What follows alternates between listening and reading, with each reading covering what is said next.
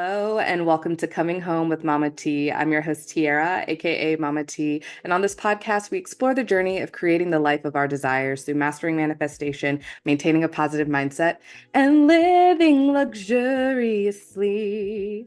Today, we have a very special guest. We have Miriam Rachel joining us. Miriam, thank you so much for being here. And thank you so much for having me. All right. Can you tell us a little bit about who you are and what you do? I do a lot of things.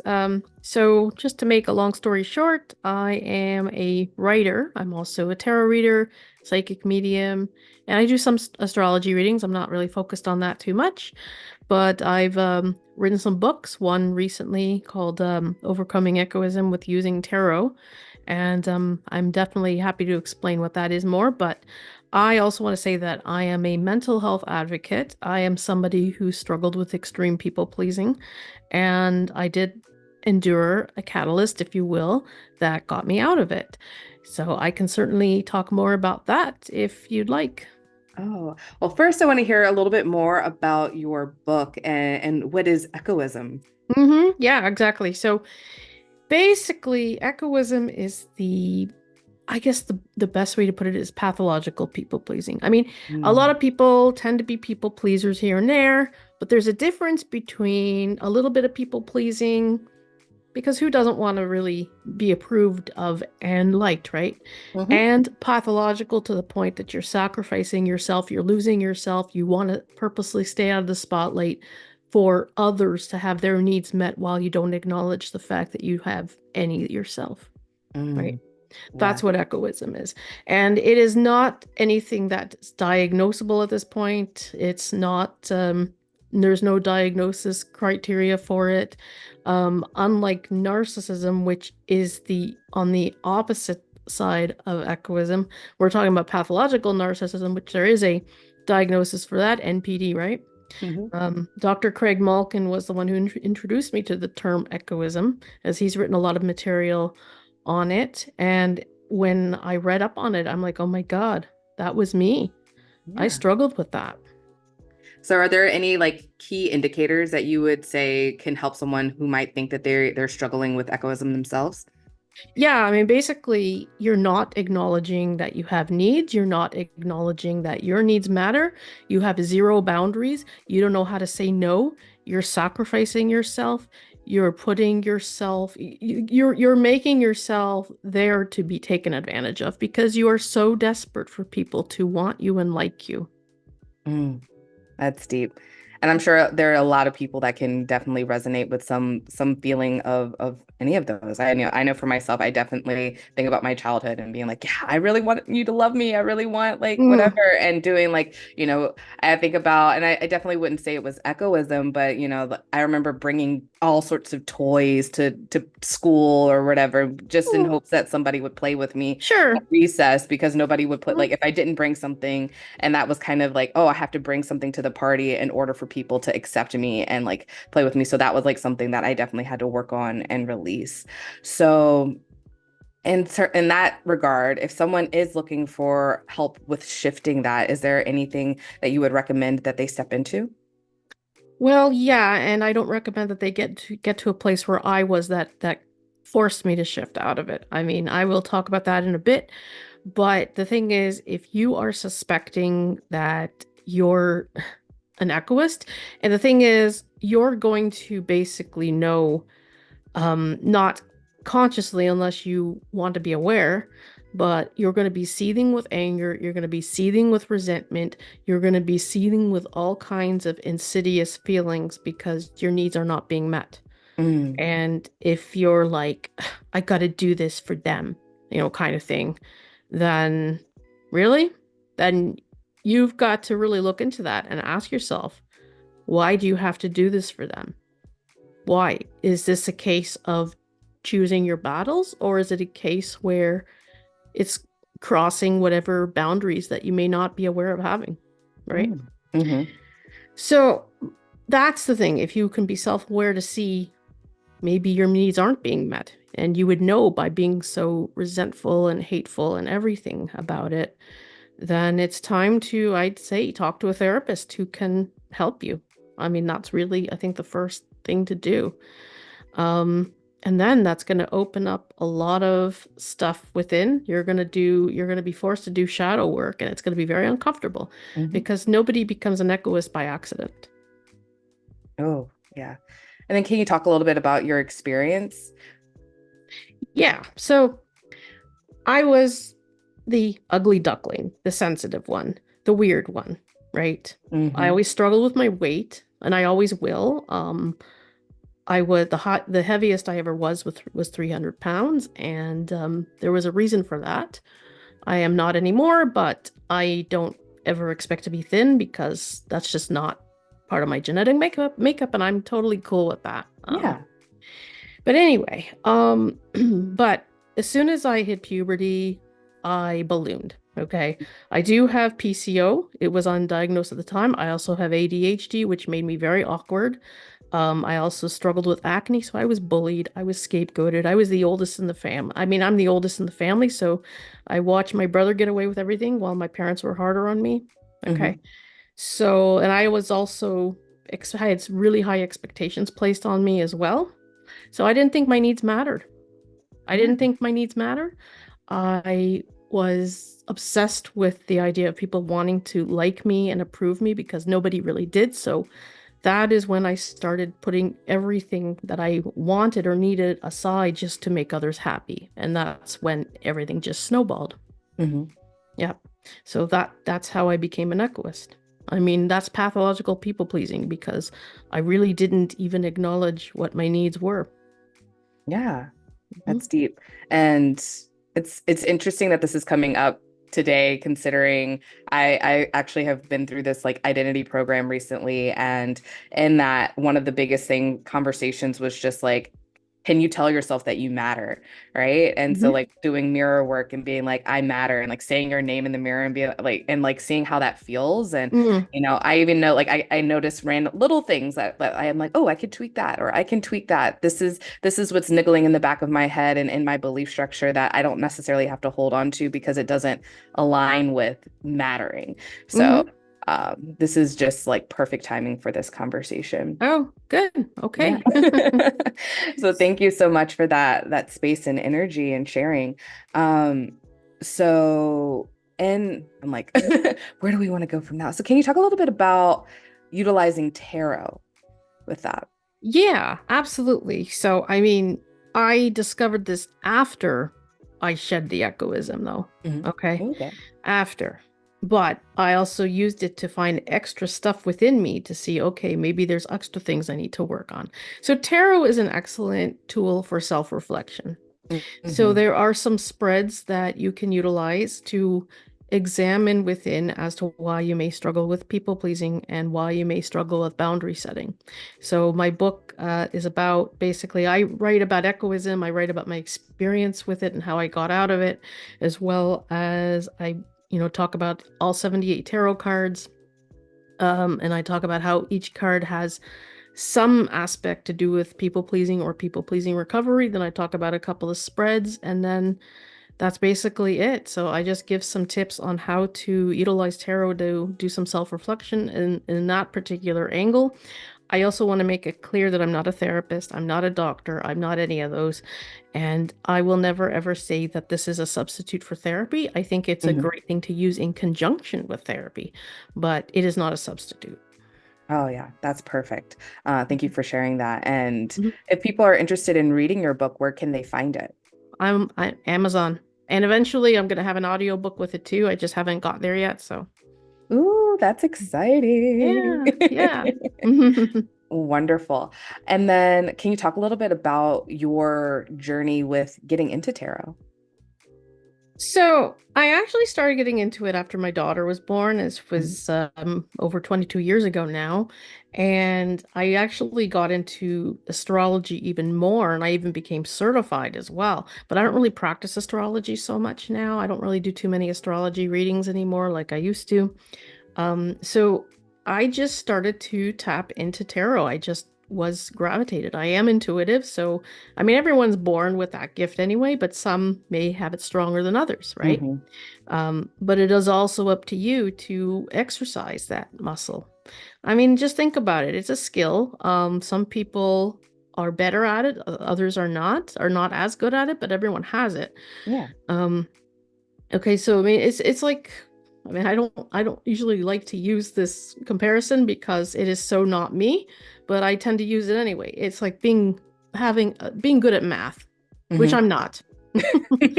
I may be able to do some math, but I'm certainly not good at it, and it's not a muscle that I wanted to even really excel because Right. why? You know? Um, but it's the same thing. You may be better at maths than someone else, which I can say that a lot of people are better than me at it because I suck at it. And that's fine because that's just not what I'm meant to do. Hmm. But if you're good at it, you may want to become better and better and better. So you just work at it. So that's what I did with the intuition. I love that. And I also like think that if we like it, there's the other side of it Yep. too, right? Does it feel Hmm. good? Does it fun? Because Yeah. like the math example is perfect because I'm just like, oh, well, did I do well in it? Yes, but did I hate it? Also, yeah. Mhm. Yeah. I have zero desire. And so like I think about it like my roommate is an engineer and just can and so anytime math pops up, I'm like, you do the math, you're an engineer. And he's like, I don't do like that kind of math. I'm like, hey, you took physics for fun. Get out of here. That is not my jam. But yeah, No. so like in building our intuition, are there some tips or tricks that you might have to share to help someone who might be interested like in tapping into that? Oh yeah, I mean that's the thing. You may want to do some intuitive exercises and it's a little bit hard, but one good way to start is to almost do like a guessing game. Hmm. Okay, so you could, put a coin underneath three cups. Hmm. Okay, like underneath one of the take three cups, you put a coin under, or you have someone else do it. So you don't know because that would defeat the purpose. So you take a coin, have someone put it under a cup, mix up the cups, and then just intuitively figure out where it is. And that's a really good way to do it. You're gonna get it wrong. It's gonna happen. I mean, Hmm. I still would get it wrong. It's a very but it's a real challenging exercise. And the other thing too is that, yeah, I mean, once you start to get more of them right than wrong, then you can see that your intuition is building. Another thing is to trust whatever feeling you get if Hmm. you as long as you don't have any emotional attachment. If you're objective about something, if you just have this inner knowing, then that's what intuition is and just to trust that. But now the thing is it gets tricky because sometimes your emotions can become attached. So the thing is if you deep down have a feeling about something and you have zero emotions, you're not hoping or you're not fearful, then that's intuition, right? I love that. Yeah. And so in that emotions, if someone's like, okay, like I feel like if they can't discern if it's an emotional attachment versus their intuition, are there any ways that you can kind of work with that? Well, you got to really self-reflect and say, okay, so you have this feeling about something. Is there any emotion behind that? And if you can honestly 100% say no, then that's intuition. Hmm. But you got to do a lot of self-reflection. And I mean, I don't like to meditate. I don't because, but there are many ways you can get into a meditative trance-like state, like taking a walk or listening to music. So if you do that, then that's a really good way to, to do that. And also to envision something. Like envisioning can actually help with clairvoyance. Envisioning something, getting that muscle strengthened, that's another way to do it. I mean, like I said, I'm not really good with meditation, but if you maybe listen to a guided one that's very simple and it tells you to envision certain things, and if you work on that even just for like 5 minutes a day, then you're going to see that your intuition gets stronger and you may even become more psychic and clairvoyant too. I love that. Yeah. Can you talk a little bit about like the different clairs that we can access? Yeah, definitely. So clairvoyance is a seeing beyond the veil, right? Seeing Hmm. beyond the veil. And that's what I'm strongest with. There's also clairaudience where you hear. Um, outside the veil. Like the way to practice that is just to imagine certain sounds. Just imagine certain sounds. I'm not as strong with that as clairvoyance, but sometimes when I do mediumship readings, I hear music and I hear the type of music that the deceased is coming through with. It's like, oh, okay. And yeah, so there's a clairsentience where you actually feel, you have like a feeling, like actually literally feeling what someone else is feeling. If Hmm. it's, yeah, if it's, and that means even pain, sometimes pain could happen. Claircognizance is also just an inner knowing. That's Hmm. really intuition, right? And there's a couple of others. There's a way to even taste and there's a way to even smell. So there's just a lot of them. It's so amazing. And Yep. like you said earlier, it's all a muscle. So we get to choose to practice with them, and we can turn up one or the other depending on what we have. I feel like we all have access to all of them. It's just how much we want to really like lean into them. Hmm. Yeah. All right. So can you tell us a little bit more about your clairvoyance abilities and your mediumship work?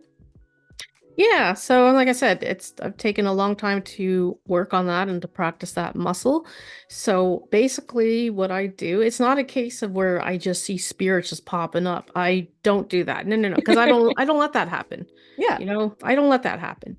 If I'm doing a reading for someone, I see whoever is coming in for them and I describe what they look like. And most of the time they can say, yeah, that's who that is, so and so. Sometimes it's a guide. And if Hmm. it's a guide that comes in, because I would say, does this individual look like anyone who you know? And I would sort of get a sense whether it's a guide or a loved one. And Hmm. if they say no, I'll say, okay, well, there's a reason they're here. Let's find out why. And then I can see what the message is. And when I get the message, like, oh yeah, Yeah. So that's basically how it is. Yeah, so that's basically what it is. And when it comes to psychic stuff, I see images like symbolism, that have to do with what is around that individual. So that's basically what clairvoyance is. My clairvoyance. And the thing is with clairvoyance is that there's one downside to it is that you do end up with a photographic memory. Mm, But the thing interesting. is, if you see something that you wish you had never seen, it sticks with you. That's fun. Not really. No, no, like dead bodies? Nope. Yep. Not a fan. And those No, reasons why I don't like to go into that space. no. So can you talk about like when did you started noticing these gifts and decide to lean into them? Well, I've had them for a long time, but I didn't really embrace them until Mhm. really a few years ago. Then, after my catalyst that got me out of the egoism, then I was able to be in a space where I could really hone into it, right? Yeah. So that's when I did. I mean, it's yeah. I mean, I've honestly always had these gifts, but like I said, I didn't really hone into it. I just remember when I was 16, I went to a psychic fair and I was like, "Oh, this is awesome. I really feel like I'm part of this kind of thing." But at that time, I didn't really do anything more about that, right? Mhm. Yeah. Oh my Hmm. gosh. I'm glad that you brought up psychic fair because it's people have brought it up multiple times and I've always been like, oh, I want to go. So now I have to like write it down to remind myself to just check one out and go see it because it seems like such a fun thing to do. Yeah, yeah. Well, I'll be a vendor for one in the summer and I'm looking forward to that. So, Ooh, that's yep. fun. And I assume that's going to be in the Toronto area. Yeah. Yeah. All right. So our Toronto listeners, go check out Miriam at the psychic fair. I love it. Yep. Beautiful. So at this time, I'm going to make a little shift and pull out some tarot cards. Do you have Ooh. a specific question that you would like to ask, or would you just like a general No, message? just give me a general reading. I'd be very curious to see what you say. Yeah, I love this. Hmm.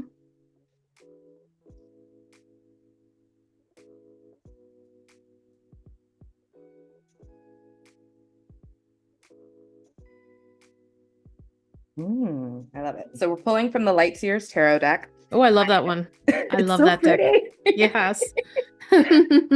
So first we have the Three of Wands that came out, the Eight of Swords, and the Ace of Swords. So the message that comes through for me with these three cards is really um you have so much ahead of you, Hmm. but we have to just let go of the mental chatter, the limitations that might be going on within, so that you can allow yourself space and time to bring in more of your intuition so you can take inspired action towards creating. Yeah, I gotta say that I admit I've been sort of obsessed, wrongfully Yeah. so, about this political situation here, Mhm. and I know that's not good. I know that's not good, Yeah. but it really is a problem, and I'm sure one day it will balance out eventually, Oh but yeah.